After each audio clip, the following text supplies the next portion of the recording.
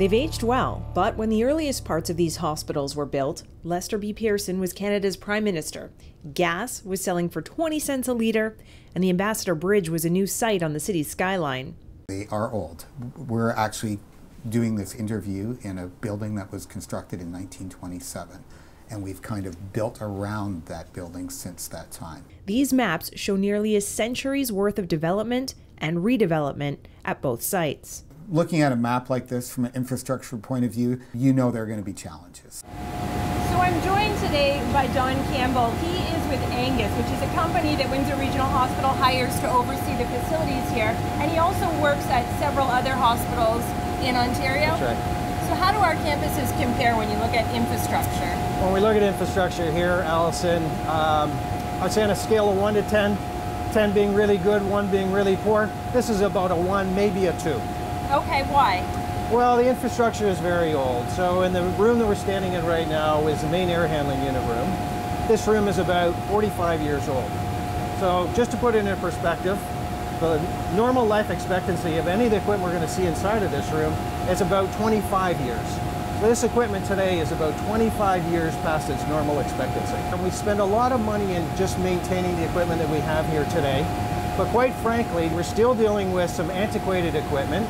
The standards that have evolved over many years, and today we're maintaining buildings at a much higher standard. So you talk about best-in-class facilities, this is old technology. You can see here, these are old valves. Up here is an old pneumatic control system. Today we would be using electronic and more sophisticated digital systems to maintain the quality of the air and the quality of the temperature of the air that's delivered into the patient's room. About $4 million is spent on general upkeep every year, and really no amount of money can bring these hospitals up to modern standards for patients. So we're in the basement at the Olette campus now, and Don, I'm feeling a little bit claustrophobic. We're not that tall, but I think I could... Allison, look at that. That ceiling's under 8 feet. How come? What's going on here? I think there's just been, over the years, a lot of new stuff has been added into this building. It was never designed to accommodate a lot of mechanical, electrical equipment.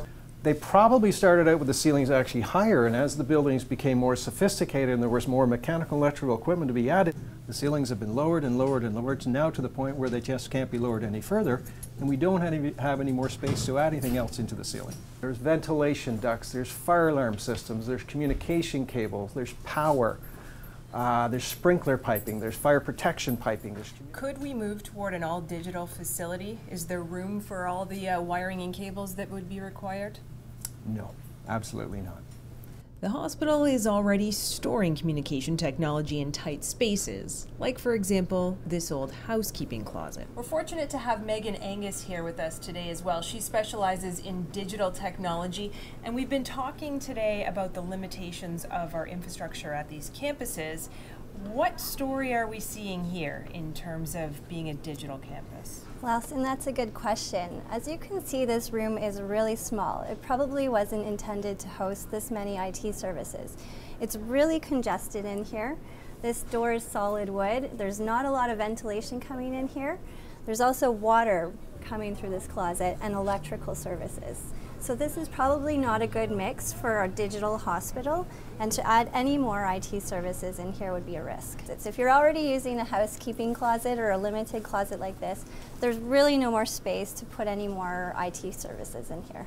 The patient rooms here are some of the oldest in Ontario. The room we are in today was built around the same time viewers met this family for the first time, and nearly a decade before Neil Armstrong landed on the moon. They're 50, 55 years old, and again, really low ceilings. Just from the perspective of the mechanical electrical systems in these rooms, again, very antiquated. Way back on the back wall, you see the heating elements. They've got fins on them. Not ideal from an infection control perspective. We wouldn't do that today. Ventilation standards, again, they're subpar based on what we would do based on ASHRAE standards today. Washroom, sink is actually outside of the washroom here. So here in a semi-private room, we've got exposure to infection control issues and just pure privacy issues. So you go to the washroom as a patient. It's a shared room. You've got two patients sharing a room. They go to the washroom, and in order to even wash your hands, you've got to start touching things and the next person.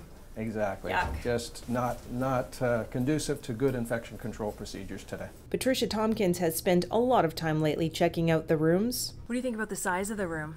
It could be larger, and it sure could be a lot more private. There's very little room for visitors, and her roommate is a little too close for comfort. She's got a problem, you've got it too. And like if she has to go down for a test, we have to take my bed out to get her bed out and then put it back in. What do you think about the idea of a new hospital? Oh, it's long overdue. Until a new hospital is built, though, expensive, short-term upgrades that do nothing to enhance the care of patients like Patricia are inevitable. What you see going on behind us here is a replacement to the fire alarm system. This happens to be an example of where the technology became obsolete, and we actually had to replace the system in its entirety. And you can imagine the amount of work it must take to reroute cabling and systems through a building. We've looked in the ceiling spaces, we know how congested it is, and we know what that really translates is risk and at high cost to the hospital. Both campuses require a vast amount of capital to even get them to today's standards. And we can't, first of all, we can't get these buildings to today's standards. We can't make 80% private rooms. It's impossible. No amount of money will change the fact that there isn't enough parking for patients. There is no helipad at our trauma center and insufficient space in our emergency departments. Now, that's not to say Windsor hasn't had any investment in its hospitals. This map shows about 15% of the hospital was upgraded between 1999 and 2001. The other 85 has barely had a coat of paint. We're getting by, it's great, but there are a lot of other communities in Ontario that have upgraded infrastructure, and I think it's about time Windsor joins that group.